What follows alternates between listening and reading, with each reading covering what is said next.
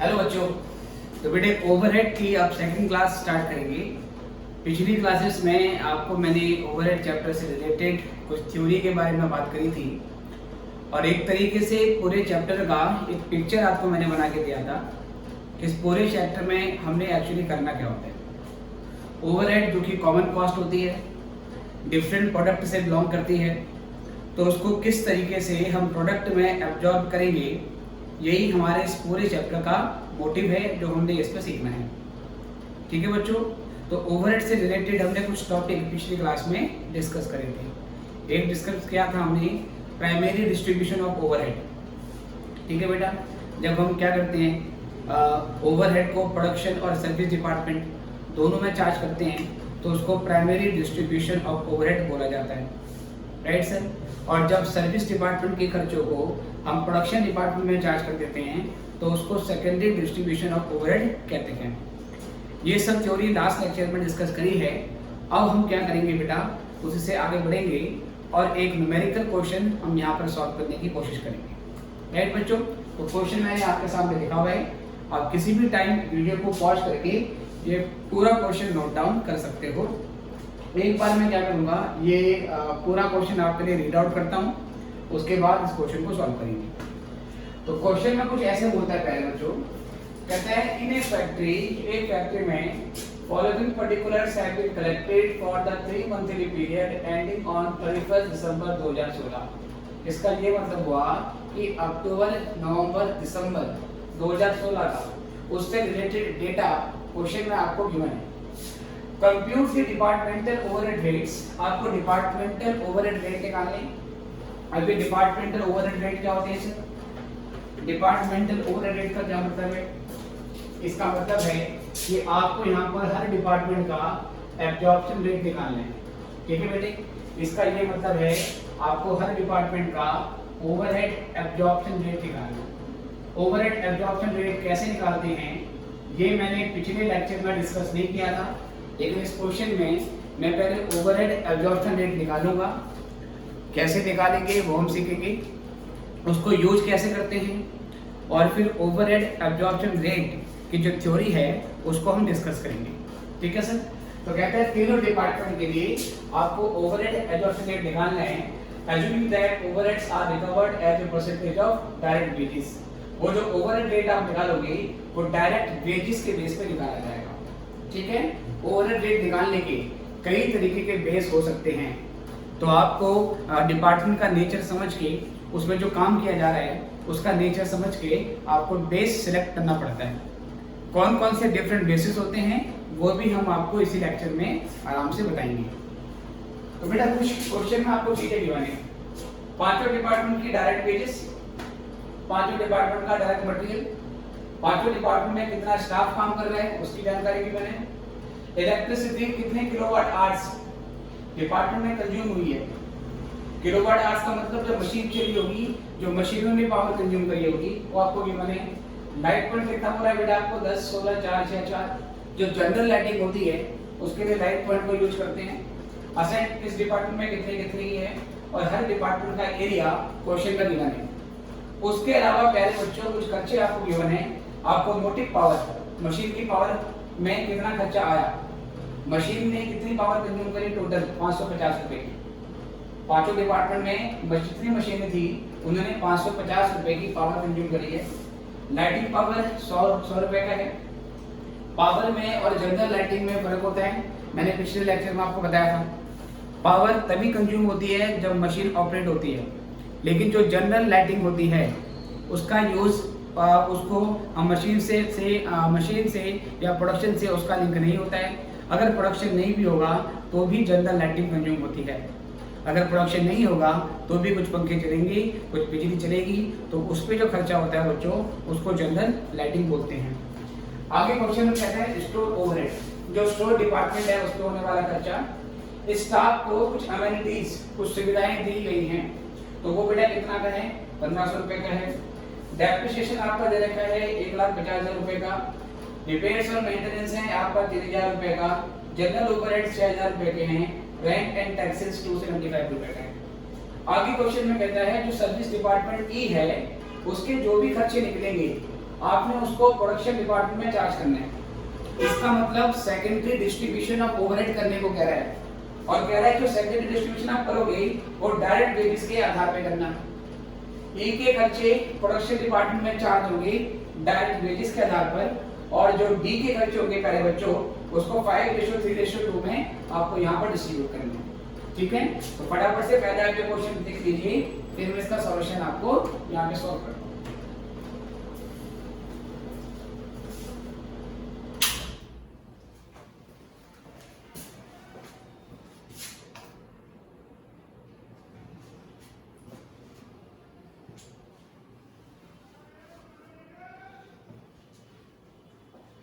चलिए बच्चों, I guess आपने क्वेश्चन नोट कर लिया होगा, या किसी भी टाइम वीडियो को पॉज करके क्वेश्चन नोट कर सकते हैं। तो यहाँ से बेटा अब मैं इसको सॉल्व करता हूँ। ठीक है सर, तो कैसे सॉल्व करेंगे बेटा देखना। इसमें हम पहले क्या लिखेंगे, ओवरहेड डिस्ट्रीब्यूशन समरी, या बोल सकते हैं शीट, या स्टेटमेंट ऑफ ओवरहेड डिस्ट्रीब्यूशन, ऐसे लिख सकते हो स्टेटमेंट ऑफ ओवरहेड डिस्ट्रीब्यूशन। तो यहाँ पर बेटा कुछ आपके आइटम है, पर्टिकुलर्स, फिर यहाँ पर बेसिस ऑफ डिस्ट्रीब्यूशन, डिस्ट्रीब्यूशन किस आधार पे कर रहे हो बेटा। उसके बाद हमारा प्रोडक्शन डिपार्टमेंट है। प्रोडक्शन डिपार्टमेंट में कौन कौन से डिपार्टमेंट हैं, डिपार्टमेंट ए है और बी है और सी है बेटे। ये सारे खर्चे यहाँ पर रुपीस में निकलेंगे। और उसके बाद बेटा सर्विस डिपार्टमेंट है, और सर्विस डिपार्टमेंट में आप दिखा सकते हो यहाँ पर कौन कौन से हैं, डी, और एक है बेटा ई। और आप चाहो तो सभी खर्चों का एक टोटल भी दिखा सकते हो। टोटल आप इस तरीके से यहाँ पर दिखा सकते हैं कि जो भी अमाउंट हम एलोकेट कर रहे हैं या डिस्ट्रीब्यूट कर रहे हैं उसका टोटल अमाउंट क्या है। तो एक इस तरीके से पहले आपको फॉर्मेट बनाना पड़ता है। यहाँ पे लिखा बेटा पर्टिकुलर्स, ओवरहेड कौन कौन सा है वो यहाँ पे लिखा जाएगा। उसको पांचों डिपार्टमेंट में बांटने का आधार क्या होगा वो यहाँ पर होगा। फिर पांचों डिपार्टमेंट में उसका हिस्सा आ जाएगा, और जो टोटल अमाउंट होगी किसी ओवरहेड की वो हम यहाँ पे डाल देंगे। तो पहले इस तरीके से आपको यहाँ पर अमाउंट डालनी होगी।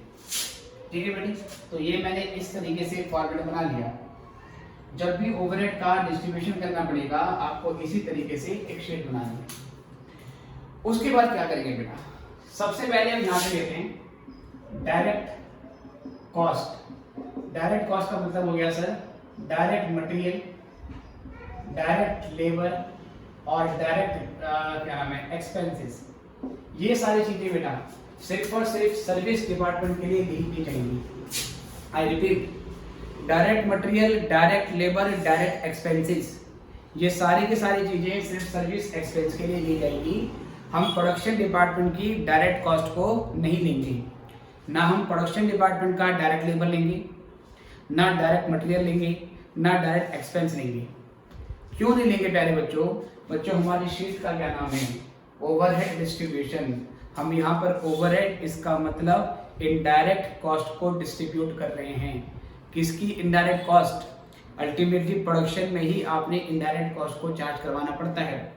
तो यहाँ पर हम इनडायरेक्ट कॉस्ट को पांचों डिपार्टमेंट में बांट देते हैं, जिसको अल्टीमेटली हम प्रोडक्शन तक लिमिटेड कर देते हैं। दो, क्योंकि हम यहाँ पर ओवरहेड को डिस्ट्रीब्यूट करने की बात कर रहे हैं, इसलिए प्रोडक्शन डिपार्टमेंट की डायरेक्ट कॉस्ट इस शीट में नहीं ली जाती। सर फिर सर्विस डिपार्टमेंट के डायरेक्ट कॉस्ट क्यों लेते हैं?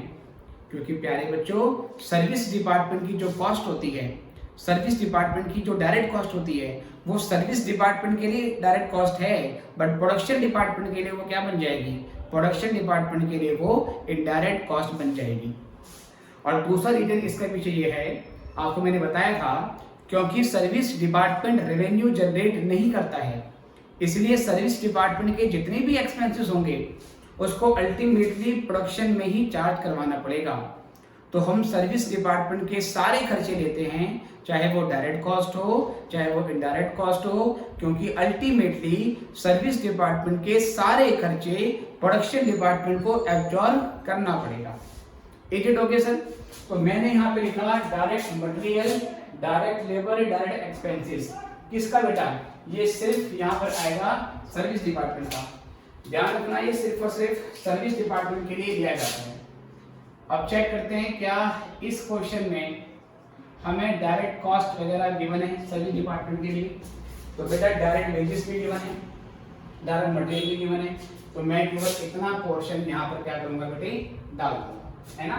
तो मैं क्या करूंगा सर, पहले लिखूंगा डायरेक्ट मटेरियल, मैंने शॉर्ट में लिख दिया डीएम, और ये आ गया मेरा 1000 और ये आ गया 2000। ठीक है, आप चाहो तो ये मत लिखो, आप सीधे लिखो डायरेक्ट मटेरियल और वहां पर अमाउंट डाल दो। उसके बाद ये बेटा डायरेक्ट वेजेस था, शॉर्ट में इसको मैं DW लिख देता हूँ। उसके बाद डायरेक्ट मटेरियल लिखा, जो डायरेक्ट मटेरियल है प्यारे बच्चों 1500 और 1500, ये हमारा यहाँ पर आ गया 1500 और 1500 की अमाउंट हमने यहाँ पर डाल दी।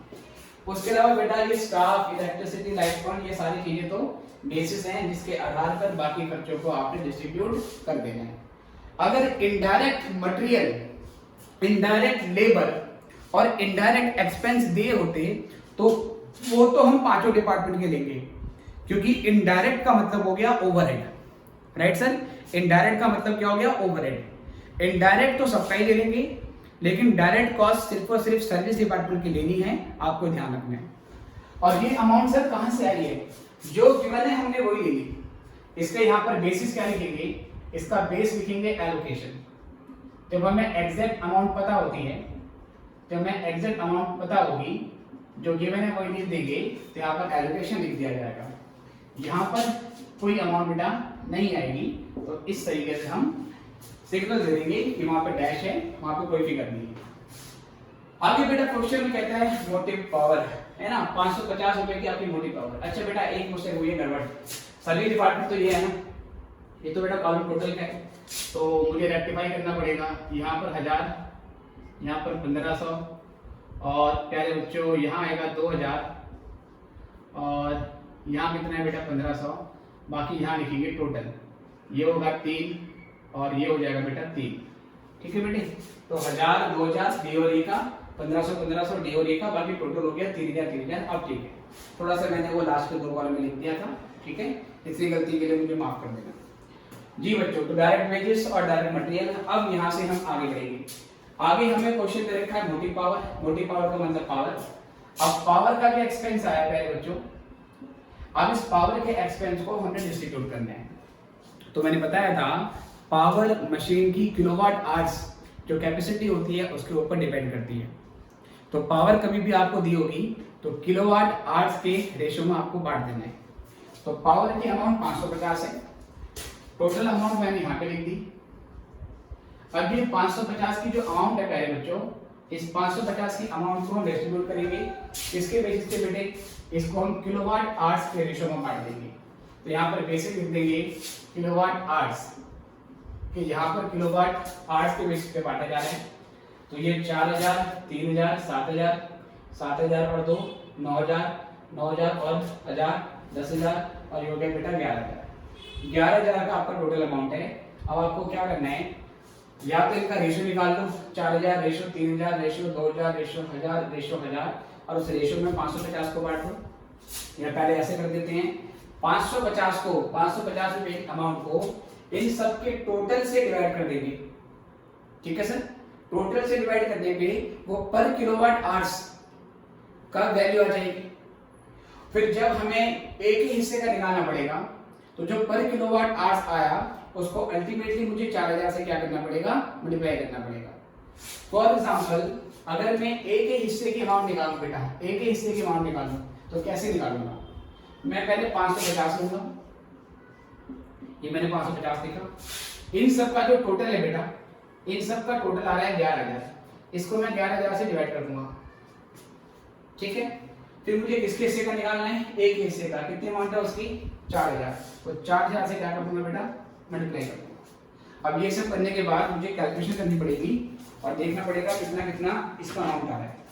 तो let me check, 550 divide by 11000 multiplied by 4000, तो ये आ गया बेटा हमारा 200 रुपए। ठीक है सर, तो ये 200 रुपए की अमाउंट हम यहाँ डाल देंगे।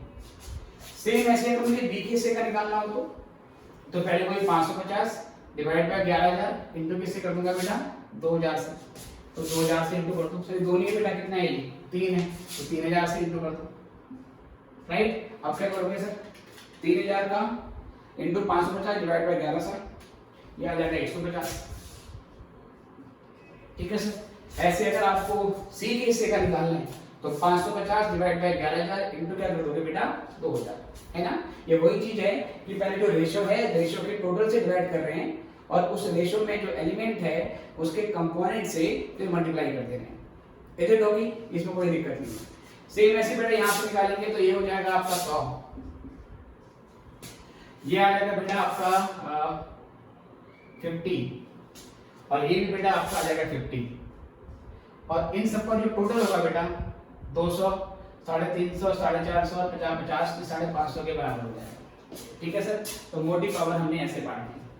इसके बाद आपका अगला आइटम है लाइटिंग पावर। अब हम लाइटिंग पावर को भी क्या करेंगे बेटे डिस्ट्रीब्यूट करेंगे। लाइटिंग पावर कौन से आधार पे बांटें, तो मैंने पिछले लेक्चर में आपको बताया है कि जो जनरल लाइटिंग होती है उसके लिए हम नंबर ऑफ लाइट पॉइंट देखते हैं।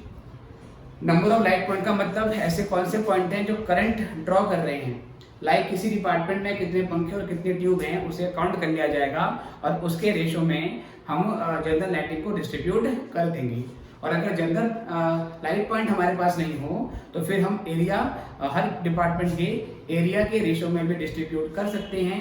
उसमें एजम्पशन ये होती है कि जितना ज़्यादा एरिया होगा एक डिपार्टमेंट का वहाँ पर उतने ज़्यादा लाइट पॉइंट हुए होंगे और उतने ज़्यादा वहाँ पर जनरल लाइट कंज्यूम की होगी। अब इस क्वेश्चन में क्योंकि हमारे पास लाइट पॉइंट गिवन है 10, 16, 4, 6, 4, तो अब जो ये खर्चा है लाइटिंग पावर का 100 रुपए का सर, ये खर्चा 100 रुपए का हम लाइट पॉइंट के रेशो में बांट देंगे। तो नंबर ऑफ लाइट पॉइंट्स ये बेस हमने यहाँ पे लिख दिया। निकालेंगे सर कैसे, सेम वही, पहले 100 रुपए की अमाउंट ले लो जो टोटल है, टोटल लाइट पॉइंट काउंट कर लो बेटा 10, 16, 4, 20 और 30 और 40, ये 40 हो गया। तो 100 को डिवाइड करोगे 40 से, है ना। 100 divide by total light points, फिर हमें एक हिस्से का निकालना है तो मल्टीप्लाई करना पड़ेगा 10 से। इसको सॉल्व कर लेंगे सर, तो ये 100 बाय 40 करोगे तो ये 2.5 आएगा, 2.5 की 10 से इंटू होगी बेटा तो ये आ जाएगा 25, तो 25 रुपये बेटा इसका आ गया। सेम ऐसे बेटा बी हिस्से का निकालोगे तो 100 बाय 40 मल्टीप्लाइड बाय 16, तो ये कितना आएगा आपका, ये आ जाएगा आपका 40। सेम ऐसे बेटा इसका निकालोगे 2.5 इंटू 4, ये हो जाएगा 10। फिर 2.5 इंटू 6 करोगे प्यारे बच्चों तो ये आ जाएगा 15। फिर 2.5 इंटू 4 करोगे 10 आ जाएगा।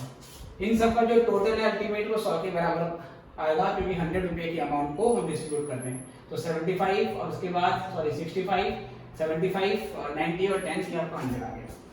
अगला यहाँ से पॉइंट है बेटा आपका स्टोर ओवरहेड। स्टोर का मतलब होता है मटेरियल सर, है ना। Store generally means material. ऐसा डिपार्टमेंट जहां पर मटेरियल रखा जा रहा है उसके खर्चों को अब हमने यहाँ पर चार्ज करना है। तो या तो उसके लिए आपको मटेरियल रिक्विजिशन नोट दे दे। ये क्या होता था सर, एक डॉक्यूमेंट होता है जो डिपार्टमेंट जितनी बार स्टोर रूम से सामान मंगाएगा उतनी बार ये पर्ची बना के देगा जिसको मटेरियल रिक्विजिशन नोट बोलते हैं। तो उस पर्ची के नंबर के आधार पर बांट दो। अगर वो नहीं दे रखा हो तो हम डायरेक्ट मटेरियल के रेशो में भी बांट सकते हैं। एजम्पशन ये होगी कि जिस डिपार्टमेंट का जितना ज़्यादा मटेरियल यूज हुआ है उतना ज़्यादा बार हमने सामान वहाँ से मंगवाया होगा, तो अमाउंट के बेसिस में बांट देते हैं। तो यहाँ पे हमने लिखा स्टोर ओवरहेड और यहाँ पे हमको डायरेक्ट मटेरियल के रेशो में बांट रहे हैं। तो बेटा डायरेक्ट मटेरियल कितना है आपका 1000, 2000, 2000, 1500, 1500 और इसका अमाउंट कितना है टोटल। स्टोर ओवरहेड का अमाउंट 400 रुपये का है, तो पहले 400 रुपये यहाँ पे डाल दो और फिर इस 400 रुपये को बेटा हम इसके टोटल में कर देंगे। कैसे निकालेंगे, 400 डिवाइड बाय टोटल, तो 2 2 4, 4 1 5 और ये हो गया बेटा आपका 8000। 400 बाय 8000 और फिर अगर मुझे इसके हिस्से का निकालना है डिपार्टमेंट ए के हिस्से का, तो ए के हिस्से का कितना मटेरियल है 1000 है, तो इंटू 1000 करना पड़ेगा। ऐसे बी के लिए इंटू 2000, सी के लिए इंटू 2000 ये करना पड़ेगा। तो 400 डिवाइड बाय 8000 और ये आ गया आपका इनटू 1000, तो ये आ गया बेटा 50। तो 50 रुपए की अमाउंट आपकी यहाँ पर आती है, 100 रुपए की अमाउंट यहाँ पर आती है, फिर 100 रुपए की अमाउंट यहाँ पर आती है,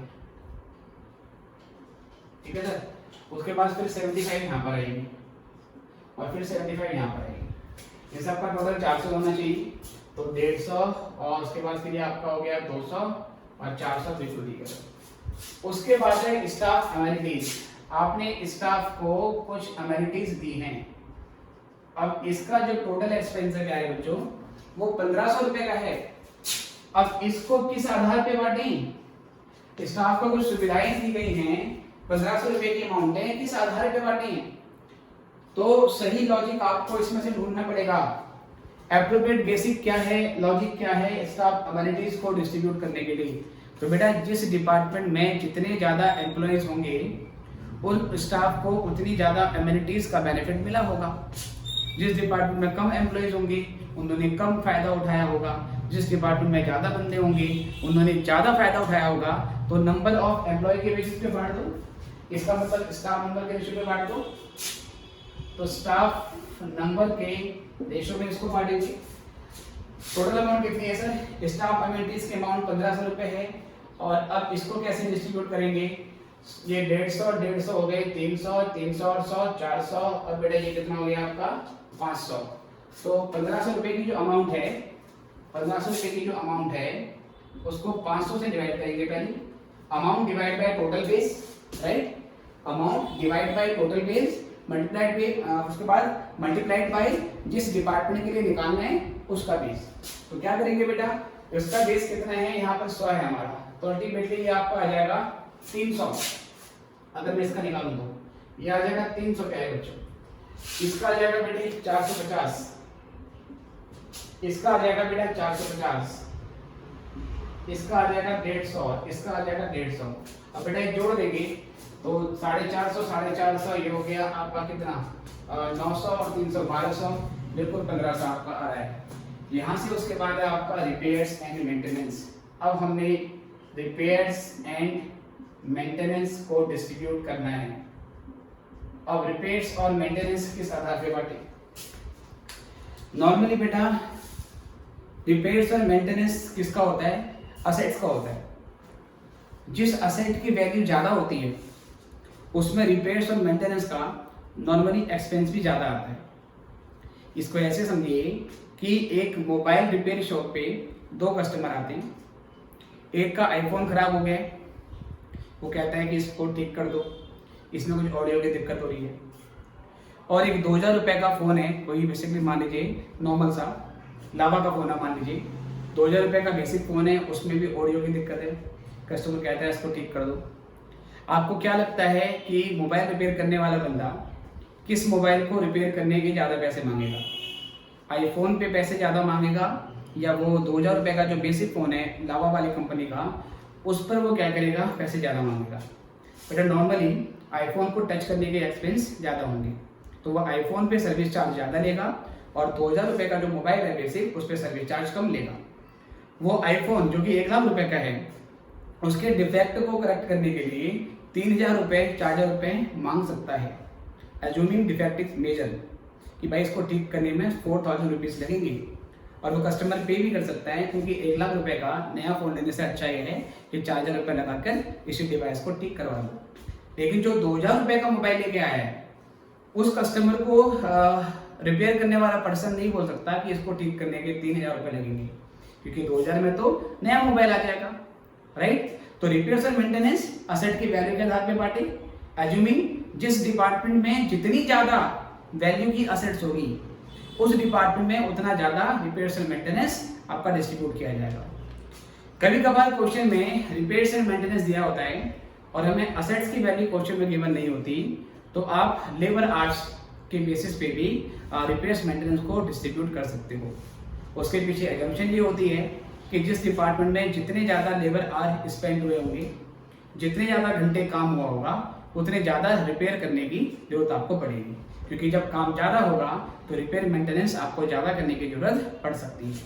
तो यहाँ पर हम क्या करेंगे, रिपेयर्स और मेंटेनेंस का जो अमाउंट है वो 3000 रुपए का है और 3000 रुपए की इस अमाउंट को हम क्या करेंगे प्यारे बच्चों, इसको हम असेट वैल्यू के रेशो में बांट देंगे। असेट वैल्यू जरा जोड़ लेते हैं एक बार, 60 में 40 1 लाख और ये हो गया बेटे 50,000। तो डेट आ गया, तो 3000 डिवाइड बाय 1.5 लाख करेंगे। और क्योंकि मुझे डिपार्टमेंट ए के लिए निकालना है बेटा, तो ए में क्या वैल्यू असेट की बेटा 60,000, तो 60,000 से मल्टीप्लाई करना पड़ेगा। तो मेरे कहने का मतलब ये है, तो यहाँ पर असेट वैल्यू का नाम लिखेंगे कि हम खर्चे को असेट वैल्यू के आधार पर बांट रहे हैं। और अब यहाँ से निकाल देंगे बेटा कितना कितना आएगा, तो ये हो जाएगा आपका 1200 आई गेस, ये होगा 1200, ये हो जाएगा 800, ये हो जाएगा 600, ये हो जाएगा 200 और ये भी हो जाएगा 200। इसको जोड़ देंगे 1200 और 800 2000 और बेटा पूरा 3000 बैठना है। उसके बाद बेटा आपका जनरल ओवरहेड्स। बेटे जनरल ओवरहेड्स इसका कोई एप्रोप्रिएट बेस नहीं होता है। जनरल का मतलब ये ओवरहेड है और सर ये नॉर्मल ओवरहेड है जिसका कोई एप्रोप्रिएट बेस नहीं है। ये कई छोटे मोटे जो ओवरहेड होंगे उसका टोटल एक कलेक्शन अमाउंट होता है। अब इसको हम किस आधार पे बांटें, तो जनरल ओवरहेड का क्योंकि कोई एप्रोप्रिएट बेस नहीं होता बट फिर भी इसको डिपार्टमेंट में चार्ज तो करना ही है, इसलिए हम जनरल ओवरहेड को डायरेक्ट वेजेस के रेशो में बांट देते हैं। किसमें सर, डायरेक्ट वेजेस के रेशो में, राइट सर। और दो इसका कोई एप्रोप्रिएट बेस नहीं है, फिर भी वेजेस के रेशो में इसको हम डिस्ट्रीब्यूट करते हैं। तो यहाँ पे क्या करेंगे बेटा जनरल ओवरहेड्स, तो यहाँ पे लिखेंगे हम डायरेक्ट वेजेस के रेशो में इसको बांटा जा रहा है। तो कैसे करेंगे बेटा, जनरल ओवरहेड का अमाउंट है 6000, तो 6000 का अमाउंट हमने यहाँ पर ले लिया और 6000 के अमाउंट को हम डायरेक्ट वेजेस के से डिवाइड करेंगे। 2 और 3 5, 5 4 9, 9 और 1 10, 10 और 2 12, तो बेटा ये हो गया 12000, लगभग ये 50% हो गया, 0.5 हो गया। और फिर मुझे अगर डिपार्टमेंट ए के लिए निकालना है पहले बच्चों, तो मुझे 2000 से करना पड़ेगा, है ना। तो बेटा कैसे करूँगा, चलो सिंपली मुझे हाफ कर देना है क्योंकि रेट 0.5 आ रहा है। तो 2000 का आधा हो जाएगा 1000, यहाँ पर 1500, यहाँ पर 2000, उसके बाद फिर 500 और फिर 1000। मेक श्योर टोटल 6000 आना चाहिए। तो 2 और 3, 3 और 2 5 और 1 6, बिल्कुल ठीक है सर। रेंट एंड टैक्सेस, उसके बाद रेंट एंड टैक्सेस लिखेंगे। रेंट को किस आधार पर बांटे प्यारे बच्चों, रेंट को किस आधार पर बांटे, तो आपको बिल्कुल सही याद है कि रेंट को हम हर डिपार्टमेंट के एरिया के रेशो में बांट देते हैं, क्योंकि जितना बड़ा आपका डिपार्टमेंट होगा उसका रेंट उतना ज्यादा जाएगा। तो प्यारे बच्चों अब हम क्या करेंगे, हमें एरिया दे रखा है स्क्वायर यार्ड में, तो पहले आप रेंट का अमाउंट देख लो। रेंट का अमाउंट है 275 टोटल, ठीक है सर। और यहाँ पर हम एरिया के बेसिस पे बांट रहे हैं, तो कैसे बांटेंगे, 275 divide by total area, area जोड़ दो, 250 150 400 हो गया, और उसके बाद बेटा ये 500 हो गया और ये 550 हो गया। 275 डिवाइड बाय 550 मल्टीप्लाई करके अगर मुझे ए का निकालना है तो 150 से इंटू करना पड़ेगा। तो 275 divide by 550 makes it again 0.5 का रेट आ रहा है और 150 से इंटू कर देंगे, मतलब आधा करना है सर। तो ये हो जाएगा 75 और ऐसे ही इसका हो जाएगा बेटा 125, इसका हो जाएगा 25 और इसका भी 25 और फिर इसका भी 25 बेटा। तो ये इस तरीके से हमने सभी अमाउंट को डिस्ट्रीब्यूट कर दिया है। ओके सर, अब क्या करेंगे प्यारे बच्चों, सबसे पहले तो जो ये खिचड़ी पक गई है इस खिचड़ी को यहाँ से हटा देते हैं सर, ठीक है। ये सब करने के बाद अब क्या करेंगे, यहां से पहले अमाउंट निकाल लेंगे, यहां से पहले अमाउंट निकाल लेंगे सर, ठीक है। यहां से हम अमाउंट निकाल लेंगे, यहां पर लिखेंगे overheads after primary distribution. Primary distribution करने के बाद ओवरहेड का कितना अमाउंट आता है वो अमाउंट आपको यहाँ पर लिख देनी है। You just need to find total of overheads of all 5 department.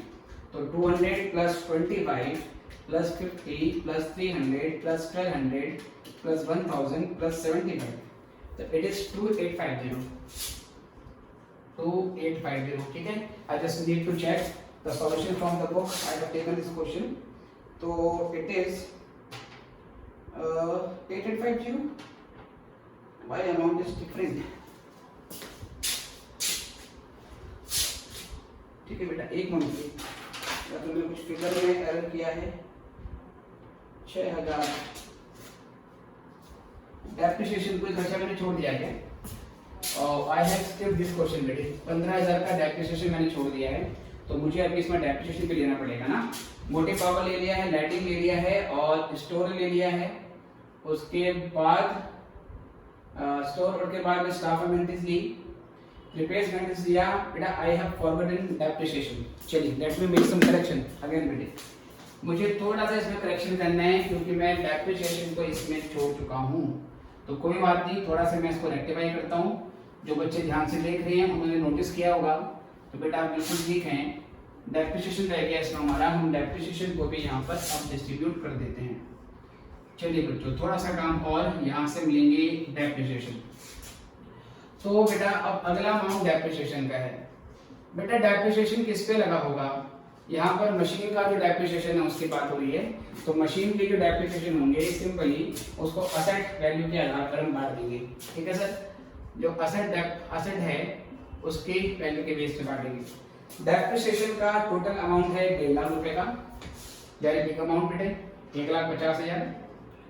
और 1,50,000 की हमारी जो अमाउंट है, उस 1,50,000 की अमाउंट को पहले बच्चों हम असेट वैल्यू में बांटेंगे। तो 60,000, 40,000, और उसके बाद ये 1.5 लाख है बेटा, ये 15,000। अगेन बेटे एक क्वेश्चन और करना है आपको, ये 1.5 लाख नहीं है, ये खर्चा बेटा 15,000, ठीक है बच्चों। थोड़ा गलती हो गई इसमें, डेप्रिसिएशन का अमाउंट 15,000 का है, तो मैंने यहाँ पर एक जीरो कम कर दी, ठीक है सर। वो मैंने कैसे मालूम किया करेक्ट है, क्योंकि असेट की वैल्यू भी अगर आपकी 1.5 लाख आएगी और डेप्रिसिएशन भी 1.5 लाख का होगा, तो ये तो 100% डेप्रिशिएट हो गया। इसलिए मुझे ये डाउट होगा कि हो सकता है ये अमाउंट गलत होगी, तो मैंने चेक किया है, ये डेप्रिसिएशन आपका 15,000 का है। चलिए कोई दिक्कत नहीं है। 15,000 का जो डेप्रिसिएशन होगा प्यारे बच्चों, उसको आप असेट वैल्यू के आधार पर बांटोगे। कैसे करोगे, 15,000 डिवाइड बाय असेट्स का टोटल जो कि 1.5 लाख है, और क्योंकि मुझे डिपार्टमेंट ए के लिए निकालना है, तो फिर मुझे 60,000 से मल्टीप्लाई करना पड़ेगा। तो ये आ जाएगा बेटा 6,000, इसका आ जाएगा 4,000, ये आ जाएगा 3,000, ये आ जाएगा 1,000, और ये भी आ जाएगा 1,000, ठीक है बेटे। अब हमने सारे खर्चे ले लिए हैं। ये करने के बाद पहले बच्चों अब क्या करेंगे, अब वो करेंगे जो मैं पहले कर रहा था। यहां से अब मैं निकाल दूंगा सर टोटल, ठीक है। तो ओवरहेड्स आफ्टर प्राइमरी डिस्ट्रीब्यूशन करने के बाद हमारा ओवरहेड जो है वो कितना कितना आता है, तो ये बेटा अब हम निकालेंगे। चाहो तो इस लास्ट वाले को भी टोटल कर लेंगे, कोई दिक्कत नहीं है। तो अब यहां से टोटल करते हैं, तो 200 plus 25 plus 50 plus 300 plus 1200 plus 1000 plus 75 and plus 6,000. Now the total is 8850. तो 8,850 का टोटल यहाँ पर आ रहा है, which is matching with the solution of this question I have. ठीक है बेटा, बाकी सही होगा। डेप्रिसिएशन का एरर था, वो ठीक कर लिया हमने। 150 plus 40 plus 100 plus 450 plus 800 plus 1500 plus 125 and plus 4,000. The total is 7,165. Right, total is 7,165. 7,165. Now 100 plus 10 plus 100 plus 450 plus 600 plus 2,000 plus 25 and plus 3,000. The total is 6,285, which is again correct. 6,285 and 1,000 plus 1,500 plus 50 plus 15 plus 75 plus 150 plus 200 plus 500 plus 25 plus 25 and plus 1000, it is 4515, correct? 4515.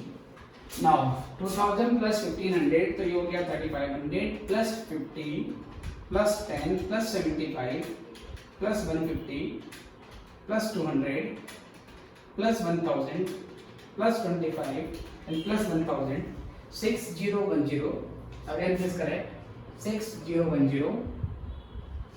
Now the total of all this figure you add by vertically or in the row, you will get the same amount.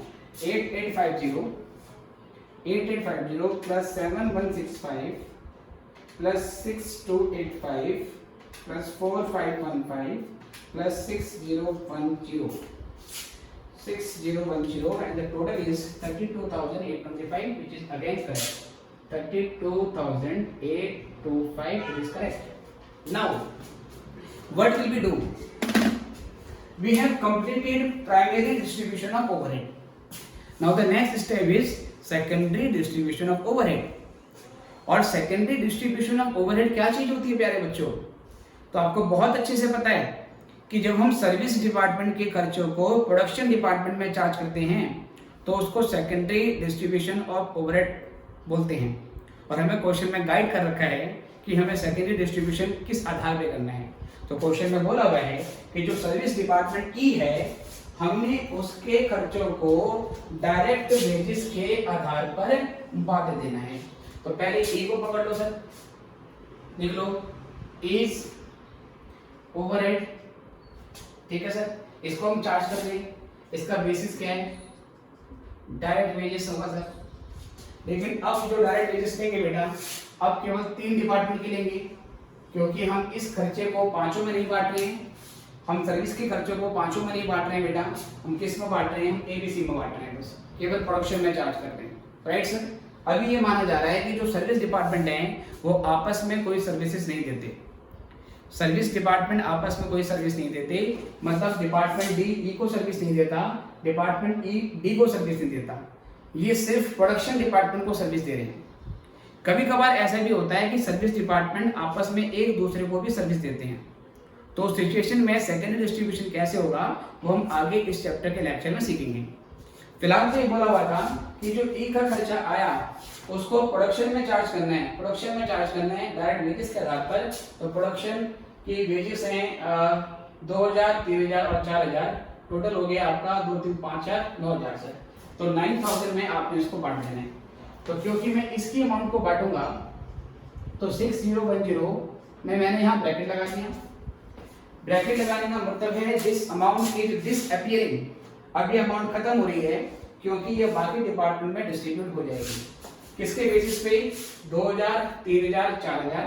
आप इसका ratio निकालेंगे या same 6010 को पहले इन तीनों की total से divide करोगे और फिर एक का हिस्सा निकालने के लिए आपको 2000 से मल्टीप्लाई करना पड़ेगा। अमाउंट अगर डेसिमल में आएगा तो राउंड ऑफ करना पड़ेगा, लेकिन डिस्ट्रीब्यूट होने के बाद तीनों अमाउंट का जो टोटल है वो 6010 के ही इक्वल होना चाहिए। तो चलिए बेटा सॉल्व करते हैं। तो 6010 जो है उसको हम डिवाइड करेंगे इन तीनों के टोटल से।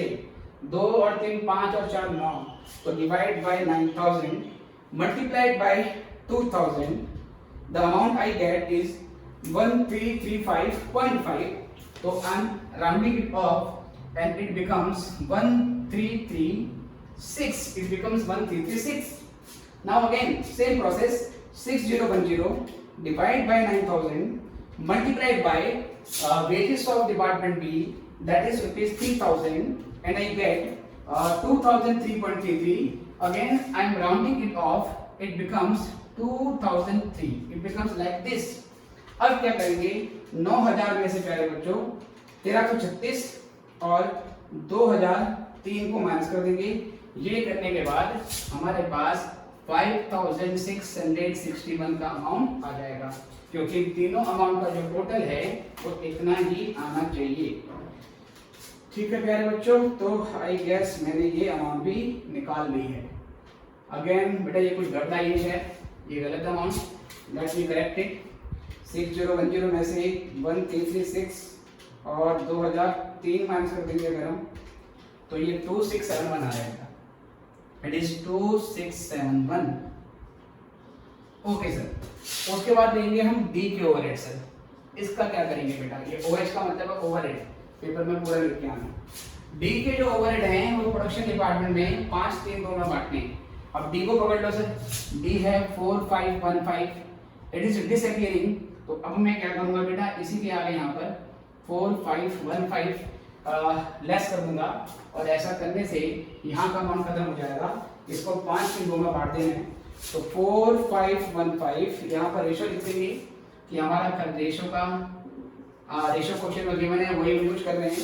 तो 4515 divide by 10 multiplied by 5, it is in decimal, I am rounding it of, it is 2258। 4515 divide by 10 into 3, तो ये 1354.5, तो ये 1354 again I am rounding it of 51355, और बाकी बचा हुआ अमाउंट इसमें डाल देते हैं। तो 4515 माइनस 2258 माइनस 1355, इट बिकम्स 902। तो ये 902 का अमाउंट आपका आ जाएगा 4515 डिवाइड बाय 10 इंटू 2। वैसे 903 आ रहा था, और कोई बात नहीं, हमने यहाँ पर कुछ डेसिमल बढ़ा दिए हैं, यहाँ पर मैंने कर दिया है। एक आध रुपये का कम ज़्यादा हो सकता है। और यू कैन आल्सो डू, यहाँ पर 903 कर लो और यहाँ पर एक अमाउंट आप कम कर लो। 50 पैसे दाएं बाएं आपके यहाँ पर हो रही है। चलिए, तो कोई दिक्कत नहीं, एक आध रुपये से कोई फर्क पड़ने वाला नहीं। अब क्या करेंगे सर, ये हो गया हमारा। ये सब करने के बाद फाइनली ये तो खत्म हो जाएंगे। हमारे पास अब प्रोडक्शन डिपार्टमेंट के खर्चे आ जाएंगे। तो यहाँ पे हम लिखेंगे overheads after secondary distribution. I hope this section is visible from camera. Let me check. Okay sir, it is as far as is visible. अब हम क्या करेंगे बेटा, इसको जोड़ देंगे और प्रोडक्शन के खर्चे हमारे पास आ जाएंगे। इसका बैलेंस भी नील हो चुका है और इसका बैलेंस भी नील हो चुका है प्यारे बच्चों, इसका भी बैलेंस नील हो चुका है। इसको जोड़ देते हैं। तो 8850 plus 1336 plus 2258, 8850 1336 and 2258 total becomes 12,444। 7165 plus 2003 plus 1355, it is 10,523. 6285 plus 2671 plus 902, 9858 और यहाँ बेटा आपका नील हो गया। ठीक है, 6285 2671 और 902 ये आ गया। ये हमारा सेकेंडरी डिस्ट्रीब्यूशन ऑफ ओवरहेड भी हो गया। इसके बाद क्या करना है, अगर आपको स्टेप्स याद हो पिछले लेक्चर से, तो जब हम प्रोडक्शन डिपार्टमेंट के ओवरहेड निकाल लेते हैं प्राइमरी एंड सेकेंडरी डिस्ट्रीब्यूशन करने के बाद, अगला स्टेप होता है एब्जॉर्प्शन रेट निकालने का। तो अब मैं क्या करूंगा, एब्जॉर्प्शन रेट निकालूंगा। और एब्जॉर्प्शन रेट क्या होता है, इसको कैसे यूज करते हैं, इसको निकालने के पीछे ऑब्जेक्टिव क्या होता है, वो अभी हम धीरे धीरे डिस्कस करेंगे। तो पहले ये अमाउंट हमें यहाँ से निकालनी है बच्चों। ठीक है, ये निकालने के बाद अब एब्जॉर्प्शन रेट निकाल रहे हैं। तो थोड़ा सा मुझे देखना पड़ेगा कि ये कैमरा थोड़ा सा, I need to adjust it थोड़ा सा। तो चलिए सर, तो अब मैं यहाँ से क्या करूँगा प्यारे बच्चों, अब मैं यहाँ से एब्जॉर्प्शन रेट निकालूंगा। अब मैं यहाँ से एब्जॉर्प्शन रेट निकालूंगा और कहता है किस बेसिस पे लेना है बेटा, आपको डायरेक्ट वेजेस के बेसिस पे लेना है।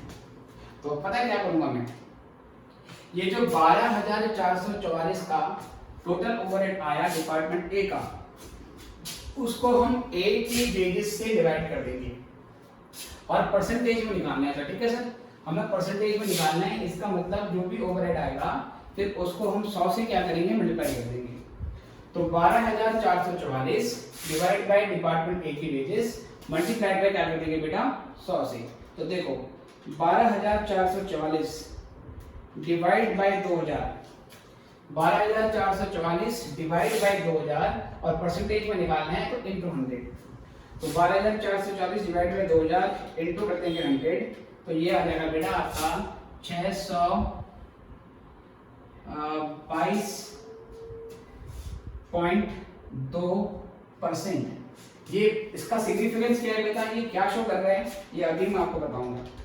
10,523 डिवाइड बाय 3,000 इंटू 100, तो ये आ रहा है हमारा 376 परसेंटेज। और सेम ऐसे प्यारे बच्चों 9858 divided by wages of department C which is 4,000 multiplied by 100 और it is 246.45%। तो ये बेटा हमने क्या कर लिया है, ये हमने एब्जॉर्प्शन रेट निकाले हैं और क्वेश्चन में बोला था एब्जॉर्प्शन रेट डायरेक्ट वेजेस के बेस पे निकालने हैं। तो फिलहाल के लिए तो ये अभी हमारा क्वेश्चन पूरा हो गया। प्राइमरी डिस्ट्रीब्यूशन आपको पता है, सेकेंड डिस्ट्रीब्यूशन आपको पता है, एब्जॉर्प्शन रेट क्या है ये अभी आपको नहीं पता, बस मैंने बोला है जिसके बेसिस पे निकालना है उस बेस से डिवाइड कर देते हैं। तो क्योंकि मैं बोला है एब्जॉर्प्शन रेट डायरेक्ट वेजेस के बेस पे निकालना है, तो जो डिपार्टमेंट की ओवरहेड आए उसको उस डिपार्टमेंट की वेजेस से डिवाइड करेंगे और मल्टीप्लाई 100 से कर देंगे क्योंकि परसेंटेज में रेट निकालने को बोला हुआ है। अब एब्जॉर्प्शन रेट क्या होता है और उसकी थ्योरी क्या है, उसका यूज क्या है, उसका कंसेप्ट क्या है, ये सारी चीज अब आपको अगले लेक्चर में देखनी पड़ेगी। अभी इस लेक्चर के लिए इतना ही, फिर आपसे मिलते हैं अगले लेक्चर में जिसमें हम एब्जॉर्प्शन रेट के बारे में बात करेंगे। ऑलराइट बच्चों, तो गुड बाय, खुश रहिए।